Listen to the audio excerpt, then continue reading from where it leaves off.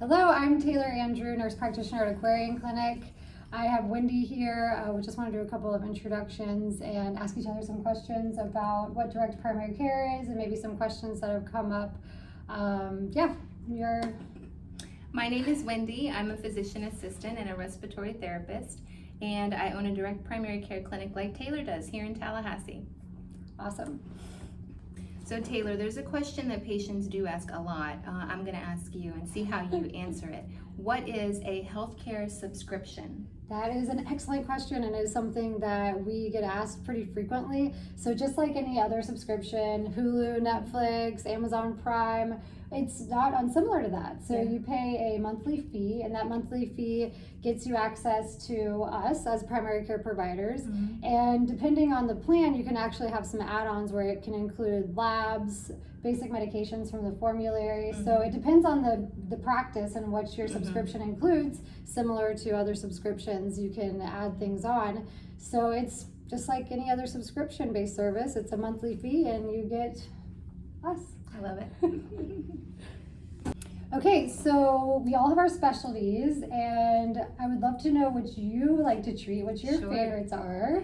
Sure. I love to treat the older population, honestly. My bread and butter for a long time was cardiology, so that's my jam. Yeah, absolutely. I am actually okay with cardiology, but I also agree with the geriatric population. I specialized in adults and geriatrics, and I actually, interestingly, with this direct primary care model, have moved towards more taking care of younger folks, which has been an interesting discovery. Probably because it's more affordable for them. Absolutely, yes. And so I've really enjoyed taking care of younger, healthier people, which is something that I haven't really had much of an opportunity to do with community medicine and hospital medicine and acute care. So I've really enjoyed treating a lot of depression, anxiety, ADHD. Truthfully, coming out of the pandemic, people really just need to touch base. So checking in with people and continuing health hygiene is what I like to call it. Yes, about the younger folks, one of the things that I like about direct primary care is that prevention comes in. You can actually talk to people and head things off. Absolutely. So, for example, like recognizing somebody has depression with doing a simple screening.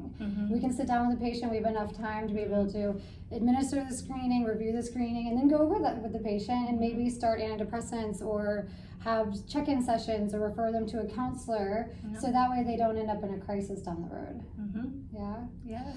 Anything else you want to add that you love treating? So rewarding. I'm just happy to be able to treat patients this way. Well, also not to toot your horn, but to toot your own horn. I know you probably don't want to do that, but you're a respiratory therapist. Yes. Like, you know the heart and the lungs better than probably a lot of physicians I know. So I do like to treat the lungs as well.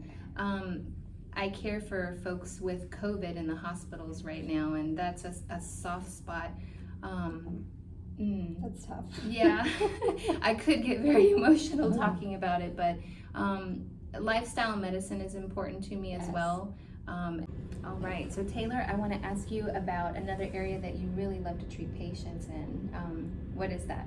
So we were just talking about it. Psych, which I don't actually love to call it psych because then there's automatically a stigma attached to it. So mental health.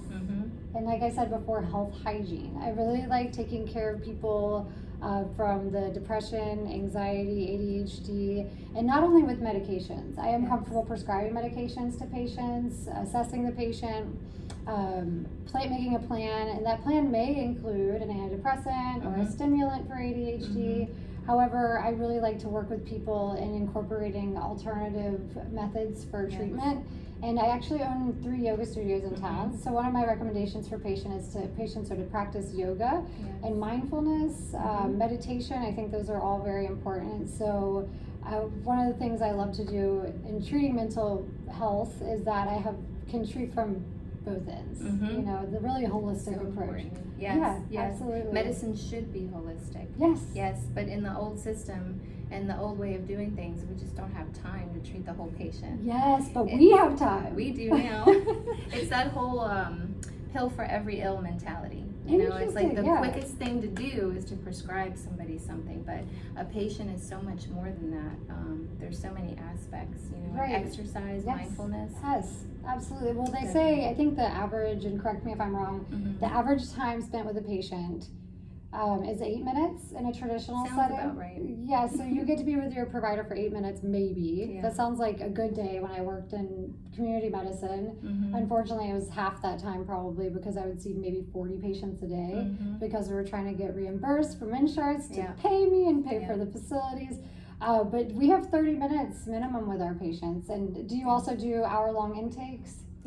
Yeah, however long it takes. Yeah. So I enjoy getting to know my patients now. Mhm. I wanted to do that before, and I did over time, you know? Right, it did take time. Yeah. It was 8 minutes, 8 minutes, 8 minutes, 8 minutes. Took some time. Yes. It's a lot of appointments. It is. It is. But now, you know, we really get to know our patients, Yeah. and it's so nice. It's so nice. great. I love it. It's awesome. Happy provider, happy patient. Absolutely. Better outcomes. That's right. So, Wendy, what is your vision for the future for direct primary care here in Tallahassee or North Florida? I dream, and I can see actually in the future, that DPC is going to be growing very rapidly soon. It has to, because there are so many people without insurance, and even people that have insurance, but then it's too expensive for them. They don't get the care because there's a copay, there's a deductible, and that's just not Waiting healthcare. times. Waiting times, Yeah. yes, weeks to be seen when you need to be seen now, or something taken care of now. Yeah. So it's incredible what folks have gotten used to with our healthcare system now. But I believe that once you and I do the hard work of letting people know what direct primary care is, it's going to blow up. And it's going to Absolutely. be all over the North Florida area. Well, I hope it's all over nationally. So, doing some research, I noticed that there's just over 1,000 direct primary care practices in the states. Nice. And so, and people ask me, well, why haven't they done this before? Well, it was about, I think it was 3 years ago, they just passed that direct primary cares are not insurance. And so the insurance companies, of course, said, oh, you are insurance, you offer healthcare, you offer labs, you offer all these things. Well, thank you, insurance companies, but we're not insurance. Nothing like you. No, so we do have the ability to provide all kinds of coverage for patients, but they did pass a couple years ago that we can practice as direct primary care and not fall into the same rules as insurance. So I do agree with you. I think it's going to be huge, and not only because, like you mentioned, the lack of insurance, it's also going to be for people who have lack of access. Because access is harder and harder. It is. Just one quick example, I had a patient I was just telling you about. A patient, I work at a local hospital, a rehab hospital, and the patient has survived COVID. He was on ECMO for 6 days, very sick. So I asked him when he's going to follow up with a primary care provider, and he said, I can't find one. Oh, yeah. He said, I have X insurance, and the only one I can see that is contracted with my insurance company is booked out for 6 weeks from now. Wow. So this is a patient who was intubated on ECMO, Needs follow-up. and is not able to make an appointment for 6 weeks. So Insurance doesn't care about that. it doesn't care about that.